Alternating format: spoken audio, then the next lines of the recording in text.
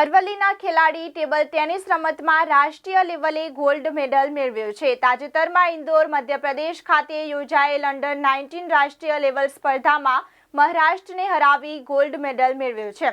ઇતિહાસમાં ગુજરાતની ટીમે પ્રથમવાર રાષ્ટ્રીય કક્ષાએ ગોલ્ડ મેડલ મેળવ્યો છે અને જેમાં અરવલ્લી જિલ્લાના 3 ખેલાડી જન્મેન્જય પટેલ, અરમાન શેખ અને હર્ષવર્ધન પટેલનો સમાવેશ થાય છે।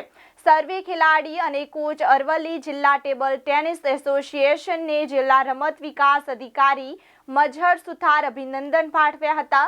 સર્વે ખેલાડીને ચારેકોરથી અભિનંદનની વર્ષા થઈ રહી છે।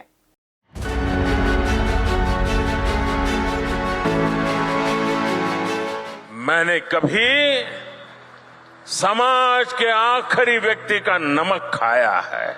मैं आज इस धरती पर वो कर्ज चुकाने आया हूं। कदाच एटले ज ना जोवा मળી અનાજમાં ઘટ, ના ભંડાર થયા ખાલી ખમ।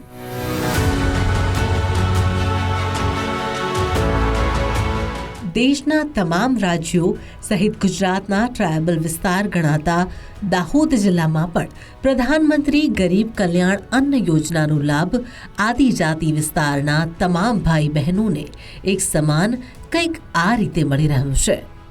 ગરીબમાંથી બહાર નીકળી છેવાડાનો માણસ, સામાન્ય માણસ કેવી રીતે મુખ્ય પ્રવાહમાં આવે એના માટેનો હર હંમેશ પ્રયત્ન માનનીય નરેન્દ્રભાઈએ કર્યો અને જે કહ્યું તે કરીને પણ બતાવ્યું આપણા લોક લાડીલા મુખ્યમંત્રી શ્રી ભૂપેન્દ્રભાઈ પટેલે। અને આગામી 5 વર્ષ સુધી પણ પ્રધાનમંત્રી ગરીબ કલ્યાણ અન્ન યોજનાનો લાભ ગરીબીની રેખા નીચે જીવતા લોકોને મળતા તેઓ હવે ખુશીની લાગણી વ્યક્ત કરી રહ્યા છે।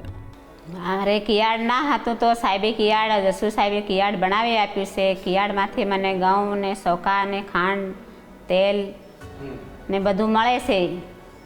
અને ફરી પાછું મોદી સાહેબે કીધું કે 5 વર્ષ ફરી તમને અનાજ મળશે ફ્રીમાં, તો મોદી સાહેબે અનાજ આપે છે તો ખૂબ ખૂબ આભાર।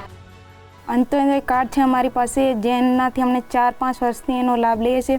ઘઉં, ચોખા, તેલ એ બધું અનાજ અમને મળે છે। ફ્રીમાં અનાજ મળતું એ બંધ થાય પછી અમારે માર્કેટથી કે બજારથી જે અનાજ લાવવાનું થાય એ મોંઘા ભાવથી લાવવું પડે અને એનાથી ભરણ પોષણ કેટલું કરવું એની અમને ચિંતા થતી હતી।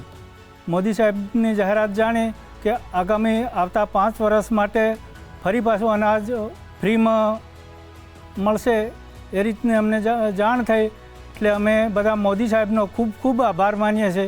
દેશના અન્ય રાજ્યોની જેમ જ ગુજરાતના ટ્રાયબલ વિસ્તારમાં પણ પ્રધાનમંત્રી ગરીબ કલ્યાણ અન્ન યોજનાનો લાભ સીધી રીતે મળતા સૌનો સાથ, સૌના વિકાસનો મંત્ર અહીં ફળીભૂત થતો નજરે ચડે છે। જય જય ગરવી ગુજરાત।